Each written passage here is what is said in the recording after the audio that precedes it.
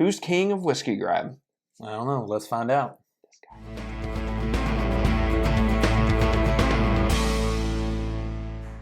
Welcome back to another edition of Bourbon Kingdom. I'm David. And I'm Zach. And today we are whiskey grabbing it up.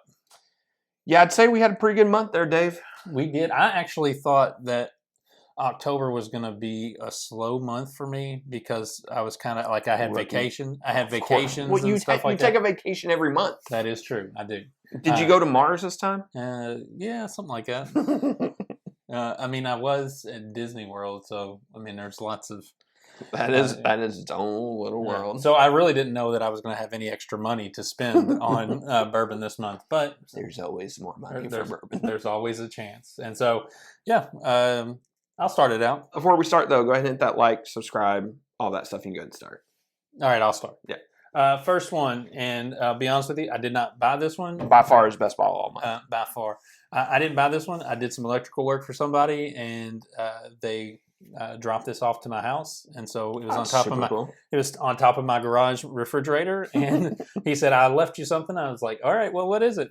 Blade and Bow. That's super nice. And truth be told, I've actually never drank this. I've not bought it because I've not heard anything great or terrible about it. I just not really heard it, and so he was kind enough to buy me a bottle. And we'll hold on to that key. We'll save it for another idea for another time. Okay, perfect. My first bottle I want to talk about for this month, the old Wild Turkey Master Keep. So, Unforgotten. So, I maybe should have been forgotten. Maybe should have been forgotten. I want to be real, because by the time that we've already done this, we've already done the review of it and the blind of it. Yeah, it didn't do well in either. No, it did not. It was overall a little disappointing, which we're disappointed in because we're big on Wild Turkey Master Keep. Yep. So I know there are some out there that say it's overrated, but at the end of the day, I'm always a big fan of it, and just hasn't quite lived up to it. Nope. Number 2 on my list is the Old Forester Single Barrel Strength Rye. Just always good. That when they put this out, what was that, 2 years ago? Was the first time they put it out, or a year and a half less ago? Than 2 years. I think it's been maybe a little bit over a year-ish. I would say for Old Forester, one of the most highly anticipated. Oh, people were. There was a lot of hype behind that because of how good the 100 proof rye is. Yeah, and so when they put this out, people were stoked, and they should have been, because this actually is a really good rye. So for what it is, it's really good. So. Was really happy to pick this up. All right, and then as bad as as unforgiven that other Wild Turkey is, this one doesn't forgive to nobody. Yeah. This stuff is amazing, and I keep saying it won our blind. I think it's the more I drink on it, the more I think it's going to be high up there end of the year. Maybe I'm wrong. Maybe I'll be proven way wrong. But I think this is going to be really high up there. I think it's going to blind really well. I think it's some of the best stuff they've come out with since. Well, it is the best stuff they came out with maybe since batch 1 of Russell's 13. Yeah, it was good. It was really good. I agree with that. Next on my list, and you just don't even know how happy I was to get this. I know in last months I had batch 6 in my repertoire. Just was talking with somebody, and they found some up in Pennsylvania somewhere, and so that's your honey hole. That was so. He sent me a message and said, "Hey, I've got a Russell's 5. This is a 5. If you can't see that, 5." Was so stoked to get that, and we ended up trading bottles, and I couldn't be more happy to have another bottle of this, because. When I poured the last pour of my 5, I was really, really sad, because I was like, I'm never going to get this again. I regret not getting more of this. And now I have a refill. So really happy about it. They're awesome. All right, so to talk about some new bottles that I haven't shared with the channel yet. This one's going to be a decanter, and this is a Lionstone. Yeah, I'm saying that right. Lionstone International. So this is like a Las Vegas Eagle thing I got. I've decided that I'm going to start looking for the opportunity to get more Dusties or decanters or whatever. Kind of got out of it for a while. I'm just going to go back into it. Had an opportunity to get this cheap. I kind of have some ideas that I want to do with the channel. with these, so maybe we'll. I hope this your down the road. idea is to open and pour into. No, I'm just going to throw it away. Of course, it's to. Of course, it's to drink it. At some You just point never in time. can tell. It's just like to hold it over my head and say, "Listen, you'll never drink this." But whenever I started doing a little research on this, what was funny is it was like, and I haven't done a ton, but it was basically like, yeah, good luck, because they just sourced from anybody. If somebody in a backyard had a distillery, they just bought whiskey from you got some moonshine and just poured it in there. Like it was like not. It wasn't anything that was like mapped out. That was like super easy to find. Awesome. So maybe it will be once I dig a little bit more. But for a future project down the road for the channel, I'm pretty happy with it. And I got it for $25. Love it. Yeah. Next on our list, and this is actually probably both of ours. Barrel. He just claimed it. Well, it came to my house, so I get to claim it. Since it came to my house. Yeah, there you go. This is the newest release from Barrel. It's called Barrel Vantage. It is a blend of straight bourbon whiskeys finished in Mizunara, French, and toasted American oak barrels. He does a lot better than me, because I say Mizuno or whatever. We are excited. They sent us this bottle to review, and we will review it. And so we're really excited to do that. But they've been hitting lately. So yeah, I will say Barrel. I mean, not, and I'm not saying this just because they're sending us stuff. Not at all. They have legitimately been doing a great job. Yeah. And we're thoroughly impressed with it so far. So look for a future review of that. All right. So my next one, and this was a major hookup from a friend down in Texas, the Old Forester King Ranch. Won't give any notes on that because I don't think we've dropped the review by the way. We have not. So we have reviewed it. We have reviewed it. We have thoughts. But to my buddy Mike, if you'll ever see him in chat, it's Mick Whiskey. Great dude. Met him up at Pours in the Park up in Michigan. He's been a really good friend to not only both of us, like overall to the channel. He's just a great dude. Yes. Hooked us up, helped us out, because to our knowledge, and according to Old Forester, they're staying in Texas. So if you're going to travel down to Texas, apparently they're everywhere in Texas. That's the only place to get in.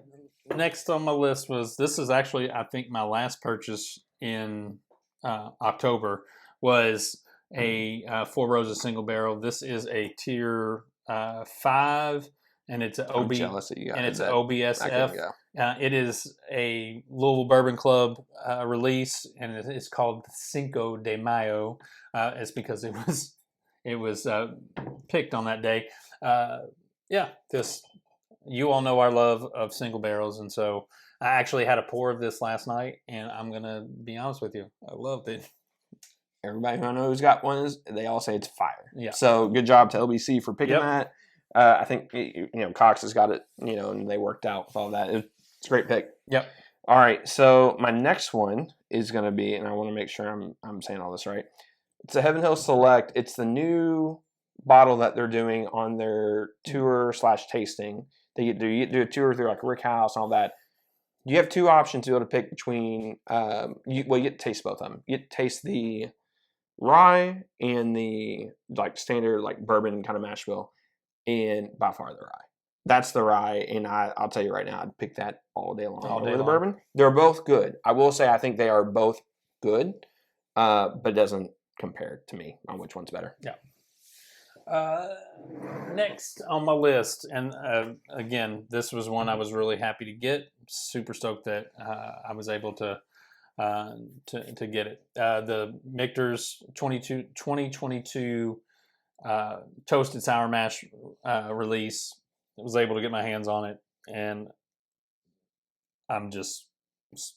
It was one of your top bottles you were wanting this year. It was one of my it was one of my unicorns. And it's not even that it was a unicorn, but they are hard to find. So it makes it more of a unicorn. We all have those personal bottles that we're always looking for, always trying to get. And the only reason I even wanted it is because I've seen Zach's sit up on the shelf for 2 years, and I'm just like, man, I just want to taste it. So he's like, it's not the right time to open it. It's not the right time to open it. I was just waiting for him to re-release it. Yeah. Hoping. Yeah. So anyway, I was really stoked to get that. All right. My next one.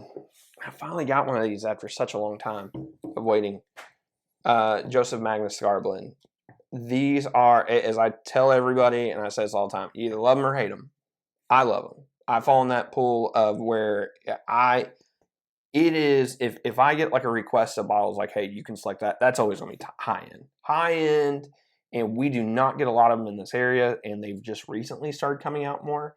I think honestly they're just releasing a lot more of these, which has helped this area get more allocation of it.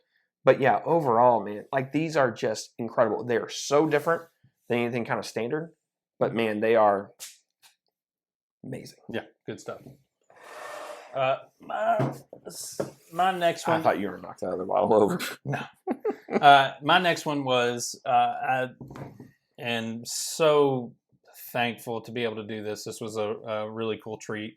I took my dad on a Discovery series at Michter's, and then at the end of the Discovery series, they let us bottle our own. I did this for Father's Day, even though it was in October that I got to actually do it. And if you've ever done the Michter's tour where you get to bottle your own, you get to hand bottle your own, like it's just presented so well. It's such a cool experience, so fun to be able to do that kind of stuff. And it was a good experience for my dad because he doesn't go on very many. Matter of fact, he hadn't been on one since going to like Maker's Mark or something. And he goes, I've not been on one. So it was really cool to be able to do that. That's and fair. Just say a thank you to Joe for that. And sure, I'm really thankful. Joe and Susan. So. Was that the rye or the bourbon? That's the bourbon. Those bottles down there, bourbon or rye, doesn't really matter. They're like the honey hole, like those, or not honey hole. Those are the honey barrels that Michter's picks. Yeah, dude, they are so good. Yeah, like they are some of the best of that, whatever that bottle is. Yeah. All right, my second to last one, and this was a treat. Got an Old Forester birthday bourbon, 2018. Ooh. Yeah. So again, got lucky. You know, like how you do around here, whenever you're just hitting around all the distilleries, you're trying to look for stuff. Go in there, they're doing a tasting. And they tell you, you're going to be able to try 18 birthday and a 117 and a barrel strength and I think it was like a 1910 or 100 proof. I can't remember.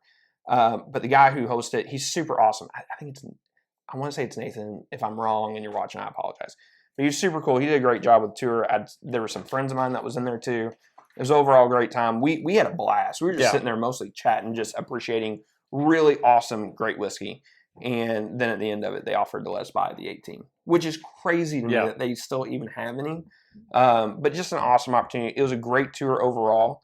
And literally, whenever I got this, I thought to myself, there's a buddy of mine who he's gotten into whiskey since COVID. And his son was born in 2018. So him and I are going to work out a trade. Yeah. Thankfully, which we'll both, it'll be fine.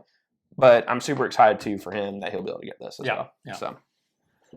All right, my last one, and I'm really excited about this because You should be super excited about it. I've been just wanting to just stumble upon one of these at retail. Well, of course, he's going to stumble upon it. I didn't stumble upon it. I mean, I guess I did. I walked into a liquor barn and they were doing a release. Oh yeah, right then. You just so happened to be going to what, bingo or whatever it was for your kids' basketball. Yeah, and so I was like, you know what, I'm going to stop in here. So I walk in and I see I walk into the entrance. And, I don't know if all of them are this way, but there's like an airlock.